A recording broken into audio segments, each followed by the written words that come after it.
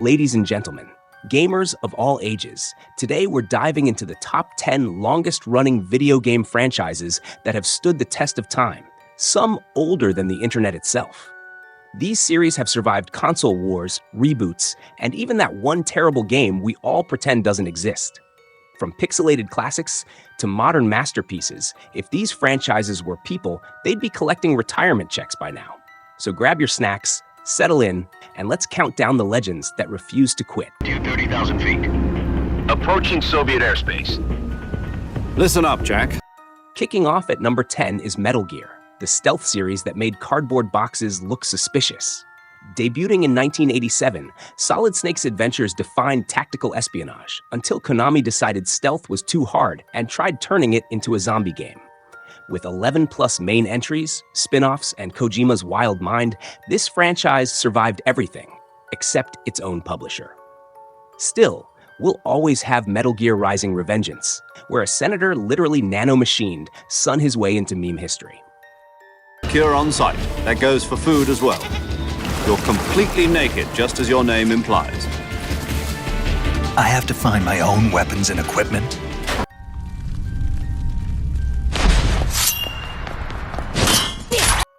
At number 9, it's The Legend of Zelda, the series that proved you can rescue the same princess for 37 years and still make it feel fresh. From the NES original to Tears of the Kingdom, Link's never met a puzzle he couldn't solve, or a pot he couldn't smash.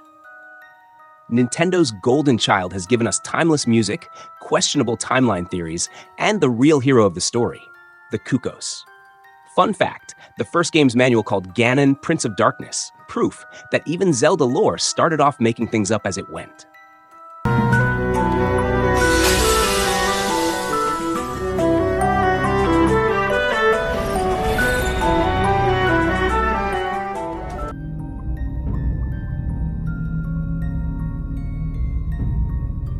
Next at number 8 goes to Castlevania, the gothic masterpiece that made whipping candles cool.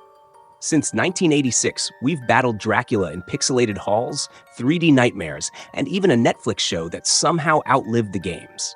The series peaked with Symphony of the Night, where Alucard proved vampires could be fabulous while killing their dad.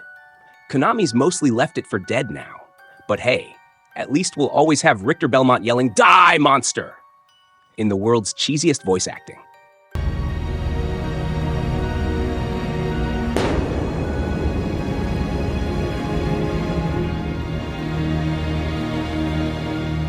Boundless possibilities. Taking number 7 is Final Fantasy, the RPG series that lied about being final 16 times. Square Enix's crown jewel gave us chocobos, emotional trauma, and that one scene in FF7 we're still crying about. From turn-based classics to action-packed reinventions, this franchise refuses to stay in one genre or timeline. And let's be real, Final Fantasy XIV's comeback is the greatest redemption arc since I Promise I'll Fix It in post-launch patches. Now where's our FF6 remake, Square? Don't make us summon Bahamut.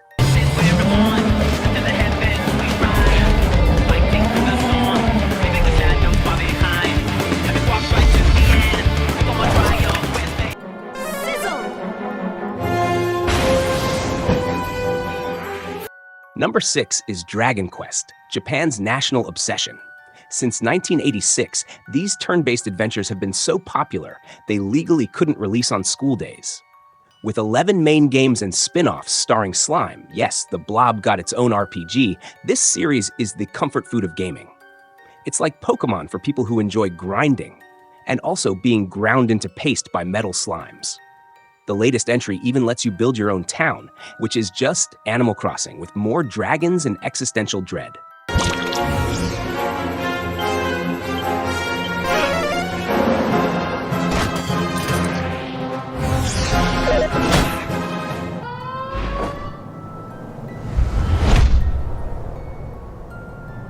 Next on our list is Mega Man, the blue bomber who's had more identities than a spy.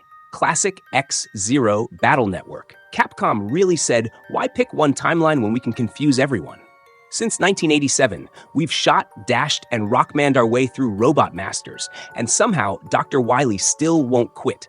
The franchise peaked with Mega Man 2's soundtrack, which lives rent-free in our brains. Meanwhile, Mega Man X taught us that armor upgrades are cool, but Zero Dies First is the real series tradition.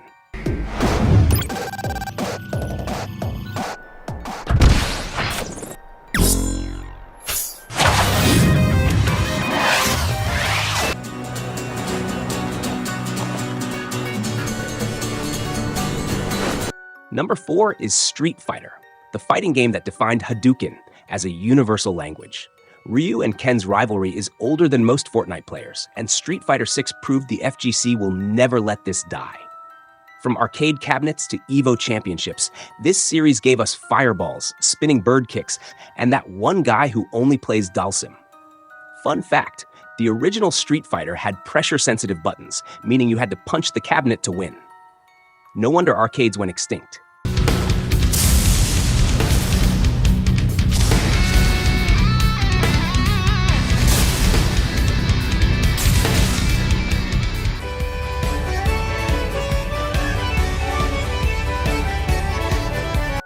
Bronze medal to Pokémon, the youngest here, but the most relentless.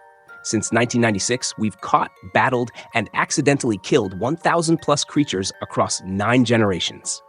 Game Freak's formula is simple. What if we sell the same game twice every time?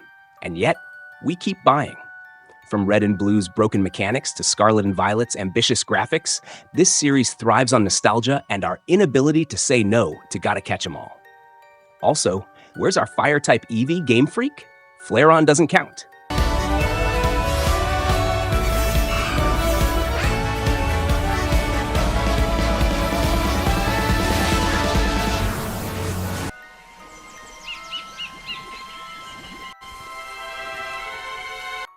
Number 2 is Donkey Kong, the arcade classic that accidentally created Mario. Since 1981, DK's gone from kidnapping princesses to being the princess, thanks DKC Returns. The Country Trilogy defined platforming, the DK Rap defined memes, and Donkey Kong 64 defined why do I need 5 characters to collect bananas? Nintendo's kept him relevant with Smash Bros. And Mario Kart. But let's be real, we're all waiting for Donkey Kong's midlife crisis, the game.